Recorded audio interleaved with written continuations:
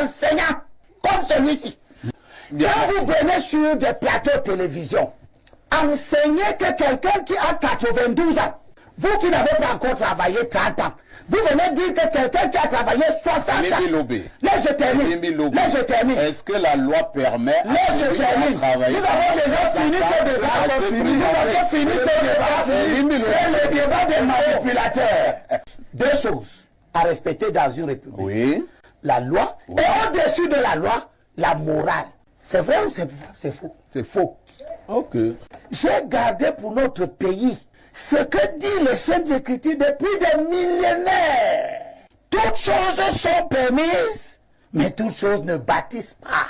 Prenez la parole pour que ce qui va se faire ne soit pas une question de légalité, mais que ce qui va se faire soit de nature à élever la conscience de la société. Est-ce que les candidatures sont validées au Cameroun en fonction des écrits bibliques? Non. Je te dis que dans le code électoral, oui, même un fou peut être candidat au Cameroun. La loi dit qu'il faut avoir 35 ans, il faut avoir vécu 12 mois continuellement, il faut être de nationalité camerounaise. Un fou au Cameroun qui a vécu pendant 1 an ici, qui a vécu 12 mois ici, qui a 35 ans, peut être candidat. Il y a un fou ici à Efoulan, moi je le vois depuis 2 ans. Et c'est ce que la Bible nous dit. Que la légalité n'est pas le seul fondement de l'appréciation de ce qui est bon. Que, comme le recteur, comme les femmes d'Ongo et les autres, la Bible a aussi évoqué l'existence de telles personnes. Le terrorisme intellectuel. Ça, c'est pour le recteur. Oui. C'est le terrorisme intellectuel. Pour le recteur. Et pour les gens qui nous le savent. Terrorisme ici. Terrorisme intellectuel. Voilà. La Bible dit, avec justice, tu jugeras ton compagnon. Martinez Zogo a été tué dans des conditions qui sont connues de tous. Ceux qui l'ont tué sont arrêtés. Comment ça? Est-ce qu'on n'a pas arrêté ceux qui ont exécuté le crime? C'est qui? Ce n'est pas Maître Assira qui a été arrêté pour avoir enlevé la vie à M. Martinez Zogo. Bala a été tué, mais la justice n'a pas fonctionné. Il était mort sur de noyade. D'accord. On ne connaît pas Monseigneur Bala des exercices de natation qui l'aurait prédisposé à aller nager dans un cours d'eau dangereux comme la Sadara. Et à sauter depuis le pont. Etc. On me dit que l'affaire est complexe. Qu'est-ce que ça veut dire, une affaire complexe? Si c'était toi, parfait Aïssi, qui avait commandé à Daoué d'aller organiser l'enlèvement, il y a très longtemps que cette affaire serait close. Ce que je veux révéler, c'est que le temps passe. Beaucoup de temps passe. On finit par oublier l'affaire et puis à la fin, on vous sert des petits couteaux comme des responsables et on protège les commanditaires. Monsieur Garga Amanadi vient de faire une publication. Il dit que même couché sur une civière, Paul Biya sera élu. Parfait Aïssi, et merci une fois de plus de m'associer à cette réflexion concernant 2 points critiques qui rendent compte de la façon dont notre pays fonctionne. Mais avant d'aller de prendre ma part de responsabilité dans cette réflexion, permettez-moi 2 choses. La première, c'est l'œuvre éminemment innovatrice, je dirais iconoclaste, du directeur général de la SIC, que je n'ai pas vu depuis plus de 30 ans dans ce pays. Qu'un directeur général annonce publiquement qu'il recrute 34 personnes. C'est extraordinaire. Eu égard au niveau de pourrissement de la morale publique qui veut que des opportunités comme celle-là, on les cache. Tout à fait. On ne sait pas, je ne sais pas si vous savez quand on recrute les gens dans les banques comme CCA. Non. Je ne sais pas si vous savez quand est-ce qu'on recrute les gens à la SNH, à la Sonara. Pour la première fois, je vois un directeur général qui annonce qu'on recrute. C'est iconoclaste. Très bien. C'est quelque chose qu'il faut exalter parce que c'est une posture qui voudrait qu'on donne la chance à tout le monde. Il y aura peut-être 2 millions de demandes, mais au moins ceux qui ne seront pas retenus auront eu l'information. Ne fût-ce que l'information, parce que sur ce plateau, nous tous, nous n'avons jamais l'information légale, officielle, publique. Si vous apprenez un recrutement, c'est sous la table. C'est à travers les associations du village. Je demande qu'il soit imité pour que la tension sociale et le désespoir baissent. Il est allé à une élection en 2018. Il n'a pas annoncé son budget. Il est allé à une élection en 2018. Il n'avait pas assez débattre, à faire des acrobaties pour justifier le bien fondé de sa candidature. Il n'a rien justifié, ni sur la légalité, ni sur la légitimité, tellement les choses étaient simples et claires. Le MRC était doué d'une capacité à investir. Il a investi, ça n'a fait l'objet d'aucun tintamarre. Il avait 19 conseillers municipaux et un député. Il remplissait simplement, logiquement, les conditions de la loi. Aujourd'hui, M. Kanto, par son propre fait, est dans une activité de communication tonitruante avec mobilisation de la passion des fanatiques à gauche et à droite. Ça veut dire qu'il y a quelque chose. Ça veut dire que nous ne sommes pas dans les mêmes conditions qu'en 2018. Aucun autre candidat n'est comme ça. Monsieur Serge Espoir Matomba, qui annonce sa participation à l'élection, n'a pas dit qu'il est candidat, mais il parle d'une participation.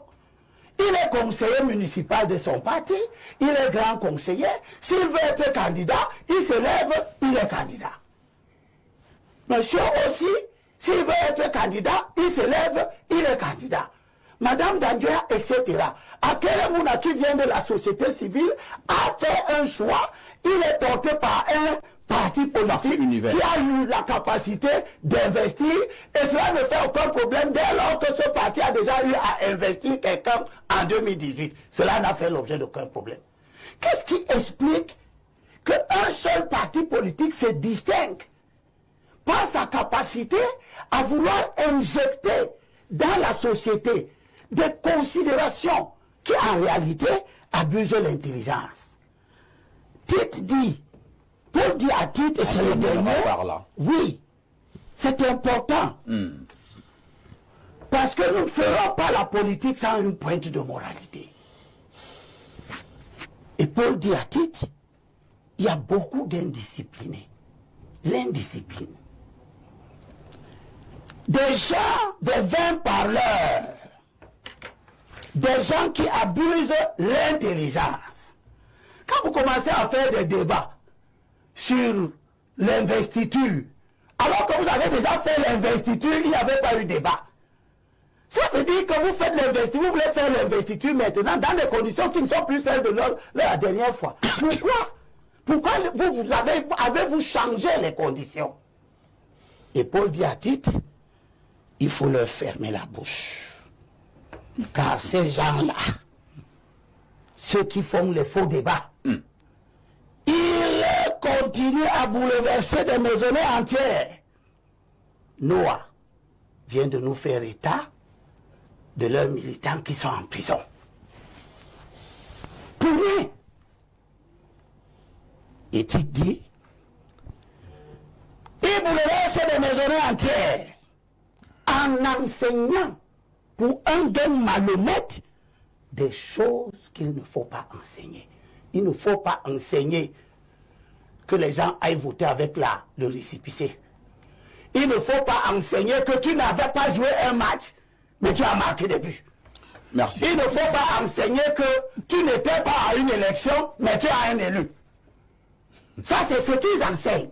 Et c'est parce qu'ils enseignent ça qu'on a un tintamarre qui trouble la sérénité potentielle de l'élection. C'est compris, Limbi Lobé. On va passer. Camerounaises, Camerounais, mes chers compatriotes, l'année 2025 est, faut-il le rappeler, une année électorale décisive pour notre pays. Je serai candidat au scrutin présidentiel à venir. C'est assurément une mauvaise nouvelle pour ceux qui ont rêvé qu'ils pourraient garder le pouvoir ou y accéder sans affronter le peuple du changement et de l'alternance, c'est-à-dire les forces favorables à la démocratie dans notre pays. Ceux-là doivent se raviser, car par la grâce du Très-Haut, je serai candidat sans aucun doute. Le candidat porté par le MRC et les autres membres de l'APC, le candidat du peuple de la rupture avec une dictature néocoloniale. Ma candidature remplit toutes les conditions fixées par la Constitution et le Code électoral, et chacun devra en prendre acte, parce que telle est la loi. Cameroonians, my dear compatriots, the year 2025 it should be remembered, a decisive election year for our country. I will be a candidate in the forthcoming presidential election. This is certainly bad news for those who dreamed that they could hold on to power or gain access to it without facing up the people of change and alternation. In other words, the forces in favor of democracy in our country. Those must change their minds, because by the grace of the Most High, I will undoubtedly be a candidate, the candidate put forward by the CRM and the other members of the Political Alliance for Change, the candidate of the people for the break with neo-colonial dictatorship. My candidacy meets all the conditions laid down by the Constitution of our country and the Electoral Code, and everyone should take note of that, because that is the law. En 2018, aucun autre candidat n'est comme ça. Monsieur Serge Espoir Matomba, qui annonce sa participation à l'élection, n'a pas dit qu'il est candidat, mais il parle d'une participation. Il est conseiller municipal de son parti, il est grand conseiller. S'il veut être candidat, il se lève, il est candidat. Monsieur aussi, s'il veut être candidat, il se lève, il est candidat. Madame Danjoya, etc. Akele Mouna, qui vient de la société civile, a fait un choix. Il est porté par un parti politique qui a eu la capacité d'investir, et cela ne fait aucun problème dès lors que ce parti a déjà eu à investir quelqu'un en 2018. Cela n'a fait l'objet d'aucun problème.